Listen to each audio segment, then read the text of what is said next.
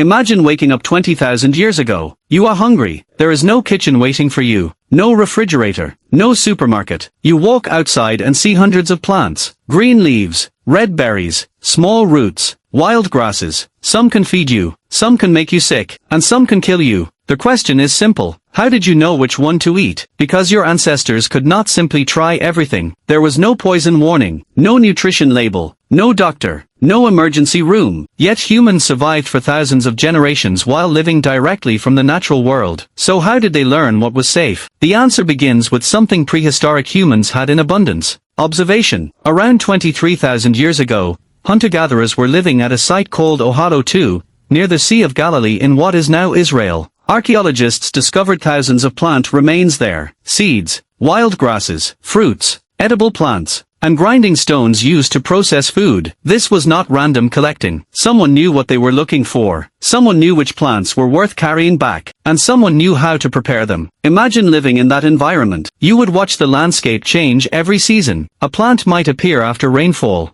Another might produce seeds during summer. A berry might only be available for a few weeks. A root might be easier to dig after the ground became wet. Your environment became a calendar. You did not need a date. You could read the plants. But recognizing food was only the first challenge. Some plants have different edible and dangerous parts. Some contain natural defensive chemicals. Others may require processing before they become useful. And prehistoric humans discovered these differences without understanding chemistry. They learned through repeated experience. At Shubayqa 1 in Jordan, researchers found evidence of plant processing dating to around 14,500 years ago. Stone tools showed signs of grinding. Wild plants were being transformed into food. Think about what happens when you repeat a process for generations. You discover what works. You remember it. Then you teach it. A child watches an adult gather a particular plant. The child learns its shape, its location, its season. Then they learn what happens before eating it. Maybe it is ground. Maybe it is soaked. Maybe it is heated. Maybe only one part is used. The child does not need to know why. They only need to remember how. And that memory could be more valuable than almost any physical object, because a stone tool can help you obtain food, but knowledge tells you whether the food is worth eating. There is evidence that this relationship with plants goes even further back. At El Sidrón Cave in northern Spain, researchers studied dental calculus from Neanderthal remains dating to roughly 49,000 years ago. Dental calculus is hardened material that can preserve microscopic traces of food. The remains showed evidence of plant consumption. This matters because Neanderthals are often imagined as primarily meat eaters. But their environment was more complicated than that. They were not ignoring the plants around them. They were interacting with them, selecting them, and consuming at least some of them. But now comes the biggest problem. How could prehistoric humans safely learn about dangerous plants? Trial and error has a limit. If a plant causes a mild stomachache, you can learn from the mistake. But if the plant is deadly, there may be no second attempt. This is where human cooperation becomes important. You could learn without personally making the mistake. Imagine a child reaching toward an unfamiliar berry. An older person stops them. The child never eats it. That single moment could preserve information for another generation. And this process could repeat thousands of times. One person learns something. They teach another.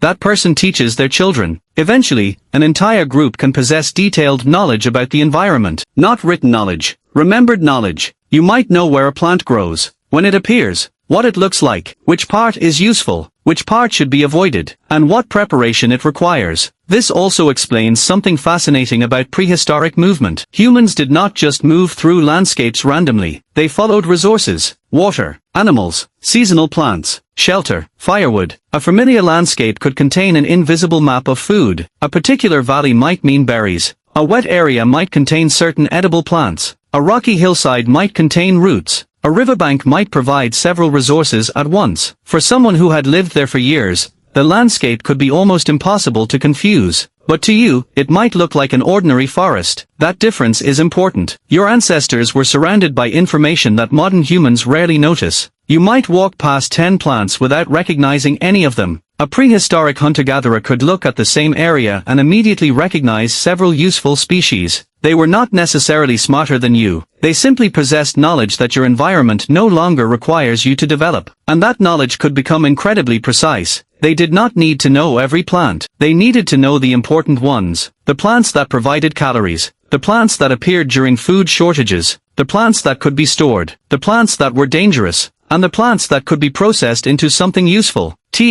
Is why archaeology gives us only part of the story. A campsite can preserve seeds. A grinding stone can preserve traces of processing. Dental calculus can preserve microscopic evidence of food. But none of these can record the conversation between a parent and child.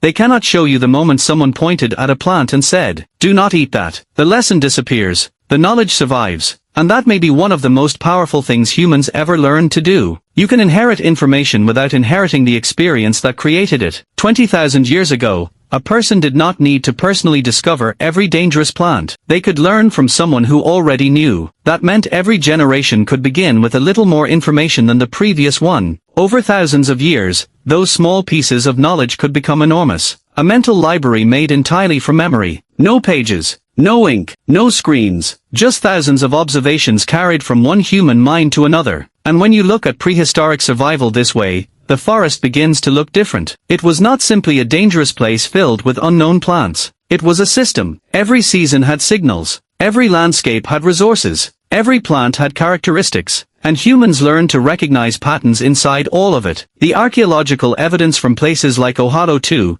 Shubayqa I, and El Sidrón shows that our relationship with plants is far older and more complicated than agriculture. Farming did not create our knowledge of plants. Humans were studying plants long before they planted fields, before villages, before cities, before written language, before anyone could write the word poison. You still live with the result. You know that some foods must be cooked. You know that some plants should not be eaten. You trust information passed down from other people. You rarely think about how much ancient knowledge is hidden inside ordinary decisions. But thousands of generations ago, one mistake could be fatal. So your ancestors learned to watch. They learned to remember. They learned to teach. And slowly, the wilderness became something they could understand. They did not conquer the forest. They learned how to read it. And for a species with no written instructions, that may have been one of humanity's earliest survival technologies.